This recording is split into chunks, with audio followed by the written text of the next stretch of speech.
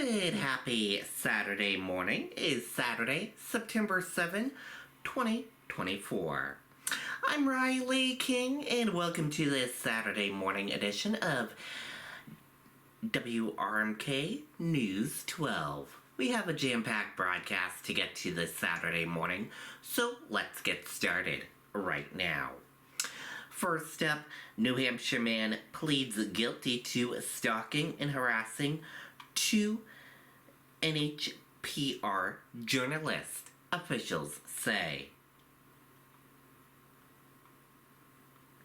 A Nashua man who has indicated for harassing and indicting two New Hampshire public radio journalists pleaded guilty to federal charges after more than a year-long investigation, authorities said. The Department of Justice said Keen Sentitine, 36, pleaded guilty to one count of conspiracy to commit stalking using a facility of interstate commerce and one count of stalking using a facility of interstate commerce at a federal court in Boston on Tuesday. Prosecutors said Santitine faces a maximum sentence of up to 5 years in prison, 3 years of supervised release, and a $250,000 fine in restitution for each charge. Authorities said Santitine and co-conspirators Tucker Carcoline and Michael Westchuck were charged in connection to harassing and stalking two NHPR journalists and their family members in June of 2023. Prosecutors said the three men are all close personal associates of someone who had been the subject of an NHPR investigation. Officials said all three men and Eric Ladberg were indicted by the federal judge earlier this month. According to the indictment, per Ladberg's request, Santitine agreed to vandalize one of NHPR's journalists' home in Concord and the other journalist's parents' home in Hampstead. On the night of April 24th, 2022, prosecutors said Santitine spray-painted profanity in large red letters on the front door of the journalist's home in Concord and threw a large rock at their house. Late that night, authorities said Santitine also spray-painted some profanity on the journalist's parents' home in Hampstead and threw a large rock through their window. The indictment also said Ladberg's instructed Corcoran and Westchuck to vandalize the NHPR's journalist's home and their parents' home using bricks and red spray paint. Prosecutors said Corcoran and Westchuck vandalized the home 3 separate times between April and May of 2022. Authorities said Ladberg and Westchuck and Corcoran pleaded guilty to the charges. Prosecutors said Corcoran was sentenced to 27 months in prison and 3 years of supervised release. Authorities said Ladberg will be sentenced on October 18th and Santitine's sentencing is scheduled on December 6th. Westchuck is awaiting sentencing according to officials. Organizers say no changes will be made to the Deerfield Fair aimed uptick in mosquito-borne illnesses. Aimed in uptick in mosquito-borne illnesses, including Eastern equine epileptitis, organizers of the Deerfield Fair said they will not be making any changes to the event taking place on September 26th to the 29th. According to Richard Pittman, a spokesperson for the Deerfield Fair, the topic of whether or not any precautionary measures should be taken was discussed Thursday night at a closed-door meeting. After deciding against the idea of spraying for mosquitoes, Pittman said they are recommending people to wear bug spray at the fair. Pittman also recommends people follow their veterinary's directions and consider getting a booster to keep their horses safe. According to the Deerfield Veterinarian Clinic, New Hampshire, the mortality rate for mammals, including humans and horses who contact EEE, is approximately 90%. The clinic also said several horses in the state contracted and died from EEE in the last month. Recently, a man from Hampstead died after contacting EEE. Robert F. Kennedy Jr. will not be listed on New Hampshire ballot, officials confirm. The New Hampshire Secretary of State's office has confirmed Robert F. Kennedy Jr. will not be on the ballot in New Hampshire. Kennedy has been trying to get his name off the ballot in battleground states ever since he dropped his independent presidential bid and endorsed former President Donald Trump. The 70-year-old won legal victory in Michigan and North Carolina on Friday, an effort to have his name removed from those ballots, while he faced a legal setback in Wisconsin. Consumer Report shares tips on preparing for the next big storm. Let's take a listen to that report from WMUR News 9.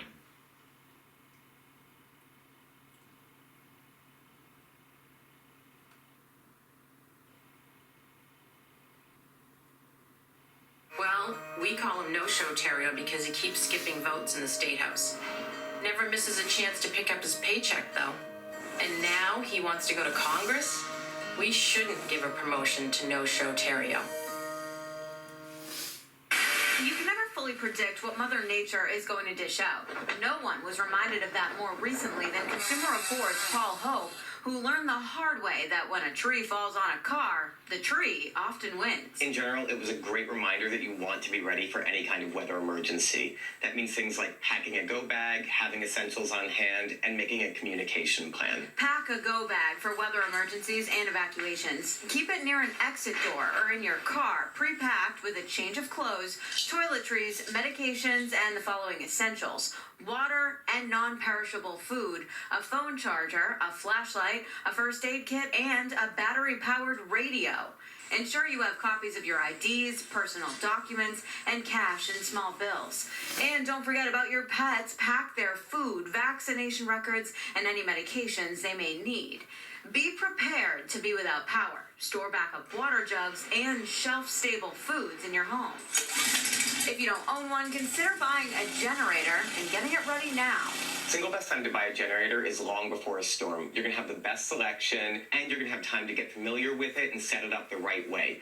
That means things like hiring an electrician to install an interlock or transfer switch so the generator can actually power everything under your roof, not just a small handful of items. This Generac excels in CR's tests, earning top marks among traditional portable generators. Next, set up a communication plan. Be sure your cell phone is set up for wireless emergency alerts. These are free notifications sent by government agencies to mobile devices. Rather than trying to text with a ton of people in your family, pick a single contact outside of your emergency area who can relay important information. And Consumer Report says now is also a good time to review your homeowner's insurance policy and determine whether you need protection against flooding. Okay, and there you go on that report. Good information right there.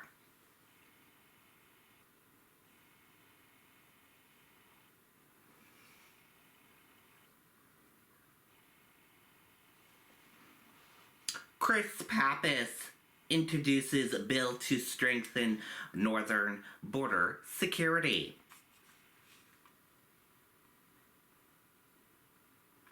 With the number of illegal crossings rising in the past year, Congressman Chris Pappas is introducing a bill to strengthen border security.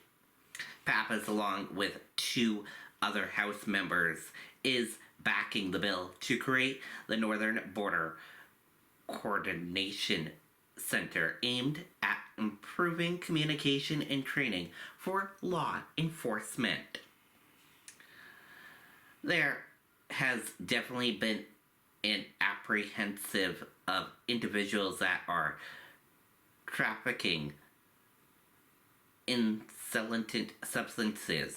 We know about the drug crisis here in New Hampshire, and we've got to make sure that we are shutting off all avenues for those substances to be able to flow ultimately into our state, Pappas said.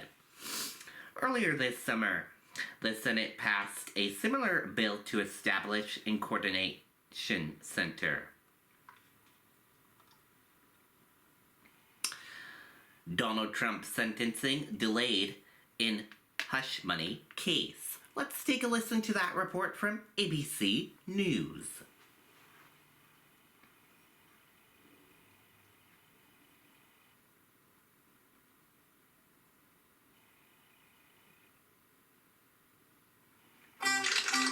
There's no greater classroom than the great outdoors.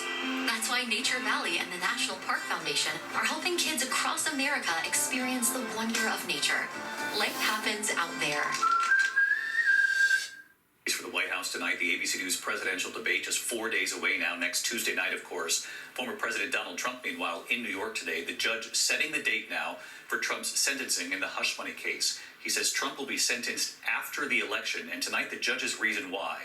But it was actually a different case that Trump addressed today in front of the cameras, and here's Rachel Scott. Today, the judge in Donald Trump's hush money trial handing him a significant win, agreeing to delay his sentencing until after the election. Trump was convicted in May of 34 counts of falsifying business records to cover up a hush money payment to porn star Stormy Daniels. He was set to be sentenced on September 18th, but today Judge Juan Merchan moving the hearing to November 26th. Quote, to avoid any appearance, however unwarranted, that the proceeding has been affected by or seeks to affect the approaching presidential election in which the defendant is a candidate. Judge Merchan, writing his decision, best advances the interests of justice, noting this matter is one that stands alone in a unique place in this nation's history. Hours earlier, Trump found himself in a different court on a different case, appealing the civil ruling that found him liable for sexually abusing writer E. Jean Carroll. Trump wasn't required to show up for the hearing, but he chose to go, later venting to reporters at Trump Tower. It's a ridiculous case. Remember, it never happened. And he attacked his own lawyers, even as they stood behind him. I'm disappointed in my legal talent, I'll be honest with you. Trump billed the event as a news conference, but didn't take a single question, instead complaining for nearly an hour about the women who have accused him of sexual misconduct. About 24 women have come forward over the years. Trump has denied all their claims. Today, he called some of them out by name, including Jessica Leeds, who accused him of groping her on a flight in 1979. Trump went into descriptive detail in his effort to discredit her. I'm in a plane, people are coming into the plane, and I'm looking at a woman and I grab her and I start kissing her and making out with her. What are the chances of that happening? What are the chances? And frankly, I know you're going to say it's a terrible thing to say, but it couldn't have happened. It didn't happen. And she would not have been the chosen one. She would not have been the chosen one. All this as Trump seeks to win over women voters. On his way out the door, Trump was asked how that's going. Doing great. Doing great. Again, David, Donald Trump did not have to be in that courtroom today. He then flew to North Carolina for an event with the police union, the former president's advisors, and says he's not doing any formal preparation for the debate, which is now just 4 days away, David. Rachel Scott, the debate right here on ABC, as you know. Thank you, Rachel. Okay, and there you go on that report. We're going to switch gears now, and let's go into your weather.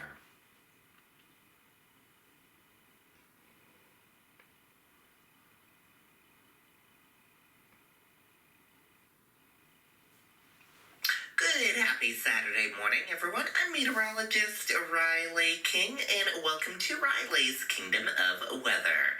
Let's get started right now. Here's a look at your radar on this Saturday. As you can see, it's nice and clear on your Saturday on radar.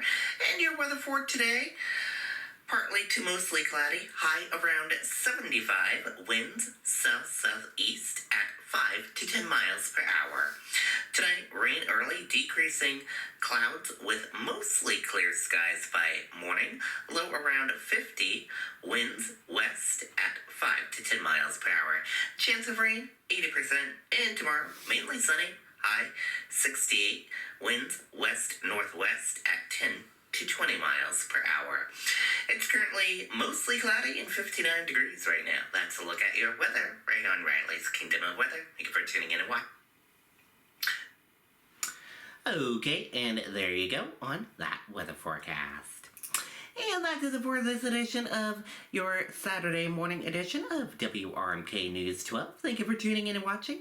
Have a great rest of your Saturday, and see you back here later on today for another broadcast.